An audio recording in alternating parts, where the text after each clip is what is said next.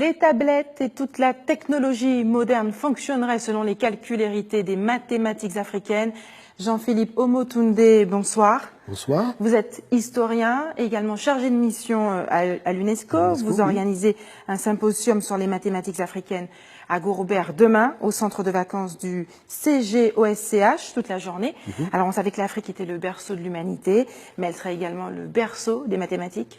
Effectivement, depuis une vingtaine d'années maintenant, les fouilles archéologiques ont révélé que l'Afrique est bel et bien le berceau des sciences mathématiques. Et vous savez qu'en Belgique, par exemple, il y a une statue de 7 mètres de haut de la première tablette de calcul de l'histoire de l'humanité qui a été trouvée au Congo RDC, voyez, et c'est l'attestation de l'invention des 4 opérations, addition, soustraction, division et multiplication. Vous m'expliquiez tout à l'heure que justement qu'il y avait un faisceau de preuves qui attestait que les mathématiques viennent d'Afrique, sont nées en Afrique. Totalement. Par exemple, si nous descendons dans la région de Blombos, en Afrique du Sud, moins 80 000 ans, naissance de la géométrie.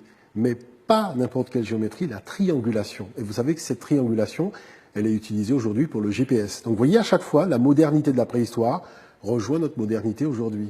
On apprend également que le chiffre 0 a été inventé en Afrique. Effectivement, ça c'est les fouilles d'un Français, Auguste Mariette, qui a fait des fouilles dans un tombeau, celui de Néferhotep. C'était un mathématicien qui vivait aux alentours de moins 1700, donc de l'ère ancienne africaine, et qui a notifié sur un papyrus précis, le papyrus Boulak 18, le 0 en utilisant la graphie Néferu. Donc on connaît maintenant aujourd'hui le nom du zéro en Afrique ancienne, Néferu, qui était l'utilisation du zéro dans différents domaines, notamment aussi l'architecture. Ça, il ne faut pas l'oublier. On parle d'une magie des mathématiques africaines, des méthodes de calcul qui seraient beaucoup plus simples que celles que l'on retrouve en Occident. Alors, ça fait maintenant près de 6 ans que j'interviens dans des établissements scolaires, que ce soit des écoles primaires, des collèges, des lycées, même les universités. Et ce qu'il y a de particulier, c'est que voilà, c'est un engouement chaque fois qu'on met en place un atelier pédagogique. Parce que l'Afrique possède autant de systèmes opératoires qu'il y a de civilisations. Et les systèmes opératoires font preuve d'une immense créativité qui surprend beaucoup les enfants quand il s'agit de faire des calculs. Alors l'autre aspect, c'est tout simplement de dédramatiser l'apprentissage des mathématiques et de garder l'aspect ludique.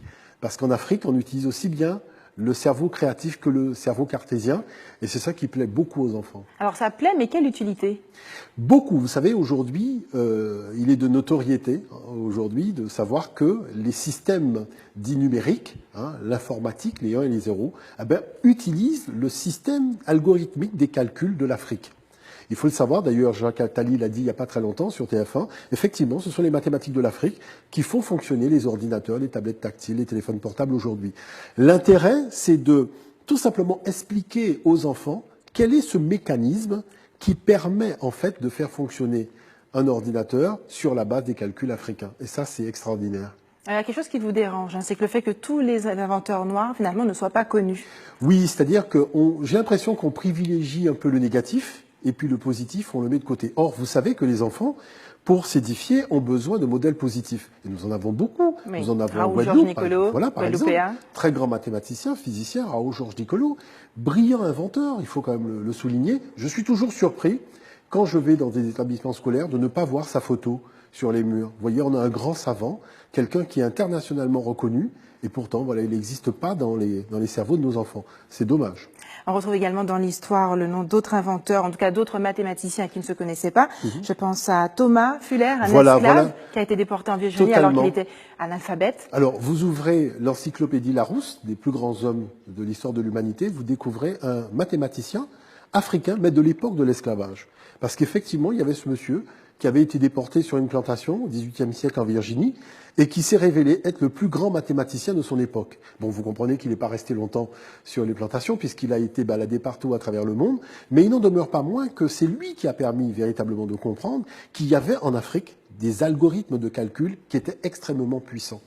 Alors, quel est le programme demain pour ce symposium sur les mathématiques africaines à Gourobert? Alors, vous savez, en fait, nous faisons le symposium parce que l'an dernier, nous l'avions fait à Bémao. Et depuis, nous avons eu énormément d'interventions en milieu scolaire. Et c'est vrai que aussi bien les enfants, que les parents d'élèves, que les enseignants nous disent il faut faire connaître en fait tout ça, ce patrimoine-là. Notre culture, on la voit souvent dans le domaine du divertissement, alors que c'est une culture, la culture noire, elle est extrêmement scientifique. Et je suis toujours surpris, vous savez, quand on fait les congrès à l'UNESCO, de voir des gens qui parlent de notre culture sous l'aspect scientifique et qui ne sont pas d'ascendance africaine. Vous voyez, on se dit, mais c'est extraordinaire, on a l'impression que la personne d'ascendance africaine serait finalement la plus mal placée pour parler de cette culture. Pourquoi nous faisons ce symposium? Parce qu'aujourd'hui, il faut dédramatiser l'apprentissage des sciences vis-à-vis des enfants, leur expliquer la valeur de leur patrimoine et leur montrer que les mathématiques, c'est un jeu avant tout. Vous voyez? Et c'est pour ça que nous avons 7 panels durant lesquels nous allons demander aux enfants, tout simplement, de venir, après avoir présenté les méthodologies de calcul, de venir faire eux-mêmes les exercices. Et nous allons tout simplement aussi remonter au code binaire et leur demander de notifier n'importe quel chiffre en utilisant les variables binaires. Et ça, c'est important. Est-ce qu'on pourrait imaginer qu'un jour, ces calculs de mathématiques africaines seraient intégrés dans le cursus éducatif français? Vous y pensez? C'est le but. Vous savez, j'en ai parlé à pratiquement tout le monde, vraiment, que ce soit les ministres. J'ai eu l'occasion aussi d'en discuter à maintes reprises avec l'éducation nationale. Ce qui me déçoit toujours, c'est le fait, après avoir fait la promotion et des fiches techniques des mathématiques ou des sciences, des 3 points cardinaux, on en oublie toujours un. L'Africain. Vous voyez, on fait l'Est, on fait l'Ouest, on fait le Nord, mais il y en a un, le Sud, le premier. Il y a 3 pyramides construites en Afrique. Ça prouve bien que les mathématiciens étaient d'abord africains. Vous voyez, il ne faut pas oublier que Thalès, Pythagore, Platon ont avoué que c'est en Afrique qu'ils ont découvert les sciences. Les Grecs se sont inspirés. Pythagore a étudié pendant 22 ans les mathématiques en Afrique. Donc, il faut voir que nous avons un patrimoine extraordinaire. Vous imaginez que dans les grandes universités, que ce soit à Harvard, à Yale, on a des bourses qui sont offertes aux Occidentaux pour passer des séjours en Afrique pour découvrir des systèmes mathématiques qu'ils ne connaissent pas. Et ce regard-là, moi j'aimerais bien qu'on l'ait. Parce que les tresses africaines que nos enfants portent, par exemple, ce sont des mathématiques fractales. Donc vous voyez que le paradoxe, c'est que nous avons des maths... Tout un savoir à découvrir demain.